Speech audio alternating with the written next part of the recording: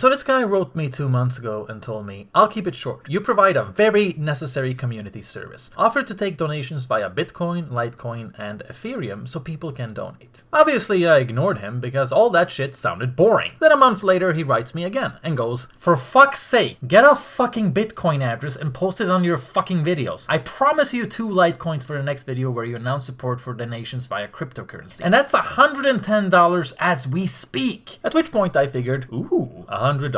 That would be nice. But ultimately, I was too lazy to get into it because all that Bitcoin stuff sounded so complicated. And the news come out and say that Bitcoin's value has increased to $1,000, meaning 1 Bitcoin is now $1,000. Oh no, wait, now it's $20,000.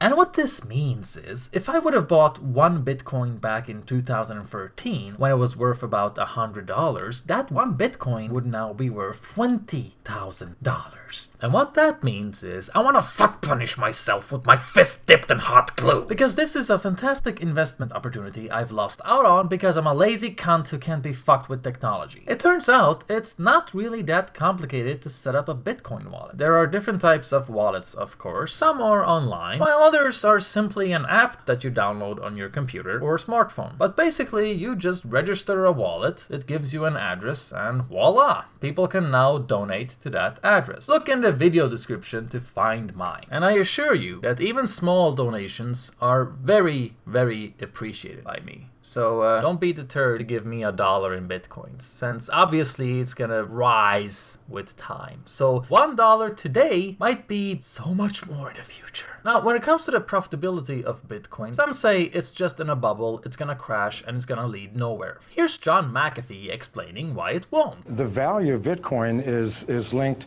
to the number of users and the number of transactions. It is not a speculative investment, even though it is being used as such by many people. As the Bitcoin network grows, the value of Bitcoin grows.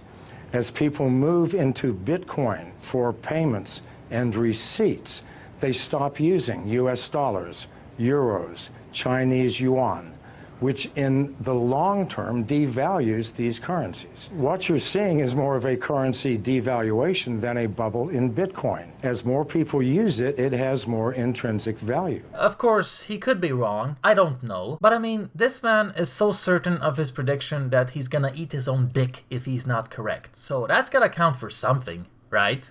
Right? So I think we probably should expect Bitcoin to go up and down every once in a while, and you shouldn't buy a shitload of it right now and expect it to pay off immediately. But in the long term, it does seem like there's gonna be a gradual, consistent increase. So I think it's worth investing in long term, because it seems that more and more people are gonna start using it, thus increasing its value, and for very good reason. Bitcoin is interesting because it allows you to be your own bank, which should be relevant to everyone because banks are scary. In times of financial crisis, they can legally steal your money in order to save their own profit. At which point, you're just left with nothing. All of your life savings just gone. That's what happened in America in 2008, and it can happen in Sweden too. I don't feel comfortable having my money in a bank because it's only my money so long as they feel like it. And it's not only that. Under my years of researching Sweden's insane immigration policy, it seems that private banks are a crucial part in driving the insanity. There is a disturbing link to be found between private banks, politicians, the housing market, and corporations. There is a housing shortage in Sweden which is driven by immigration. This shortage allows real estate owners to charge ridiculous prices for housing, of which many are politicians. In 2010, a news agency looked at how many of the different parties' candidates for elections also owned real estate. In total, they looked at 54,000 politicians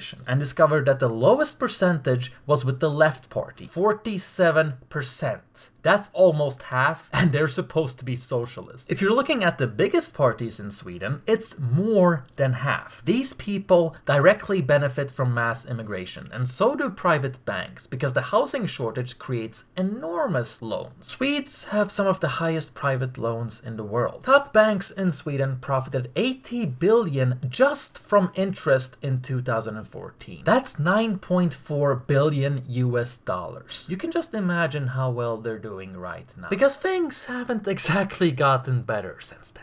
Another interesting coincidence is that open borders started to become a thing around the same time that the credit market was deregulated, which made it easier for people to land themselves in debt. And since 2005, housing prices have increased with about 70% and household debt has increased 80%. If you look at Sweden's immigration policy, it is the upper class that has benefited the most. Lawyers who take on asylum cases, of which there's an overabundance, private welfare entrepreneurs, private banks, and real estate owners. Sweden, like many other countries, has a debt-based economy, which sustains itself by taking on more debt. Sweden is actually saving its economy by importing welfare recipients. Immigration is merely an import of debt slaves and consumers. I realize that this sounds crazy, but that's because many people don't know what money is. Money nowadays is simply numbers on a computer. When a bank extends a loan, it creates money. Let's say that I want to buy a very expensive watch of 100,000 euros and I don't have the money. I can go to a bank and ask for a consumption loan. Now, if they're a good bank, they say no, that we're not going to give you the consumption loan to buy this expensive watch. But if they do give me it, they don't give me a bag of money. They will just take my credit card, my passport, perhaps there will be something done on a computer keyboard, some signatures, that's it, right? I walk away with a watch on my wrist, very happily, supposedly. Now, at this point, money has been created. This money didn't exist this morning when I got up and decided to buy the watch and take out a loan. That's new money, fresh money. That's how banks create money. Banks bring new money into the economy as they make up loans. Money is debt. That's okay as long as the debt is used productively, and so you can repay the debt over time and grow the economy. But if money is created, if credit is given out to be invested without productive activity connected to it, then you have a problem. When you make the links between these developments, GDP growth driven by consumption, consumption driven by debt, debt made possible by increasing house prices, they have to stop rising at some point. If house prices start falling, that will mean households cannot take on more debt. That means they cannot consume. If you can make those links, then you can predict this is it. This is the end. We finally got to 2007, 2008, where there simply was so much debt that you couldn't find anybody else to lend to. And then at that point, the whole thing broke. We are in the top class here. Yeah, you take the 5th place of all these countries. The Netherlands, who absolutely tops the list in this data. Denmark, Ireland, United Kingdom, Sweden, and then the USA. And they've all had a mortgage house price crisis. So Sweden is the only country with debt levels which are that high, which has not yet had a serious mortgage crisis.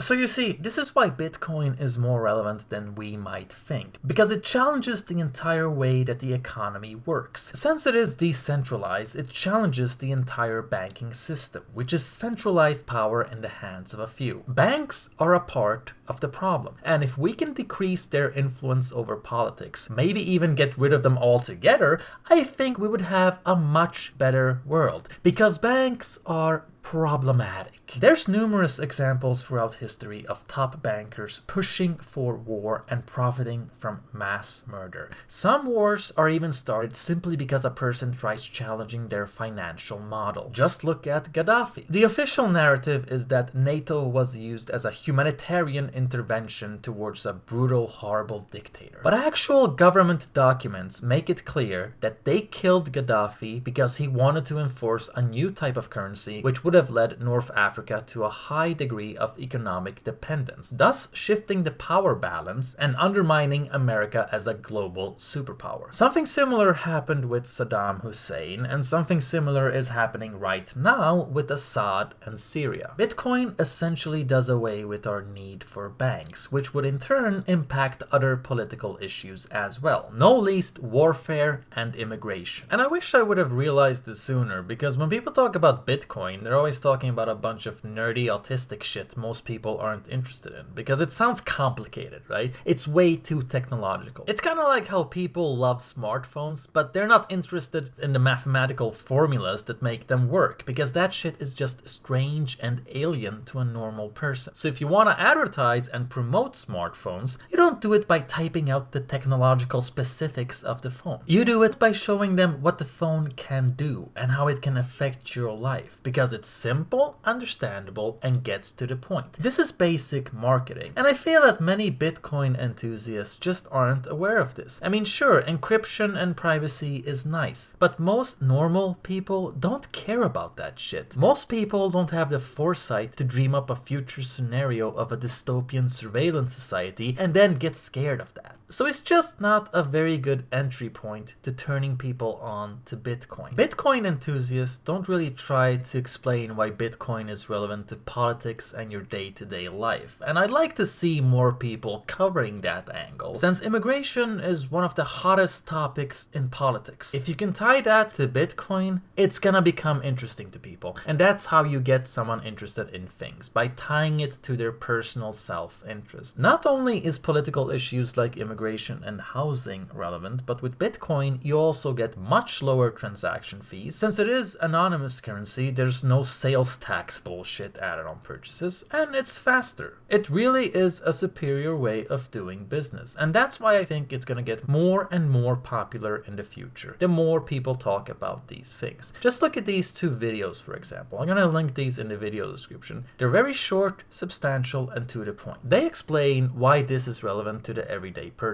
Bitcoin is beneficial to the working class. Also, don't forget to check out my shitposting channel, because I have a demon inside of me that needs to be exercised every once in a while. John McAfee isn't the only person fighting a battle between smart and insane, and it's good for shits and giggles. Here's an anti-Semitic modem factory reset tutorial that you might enjoy. Have a good day.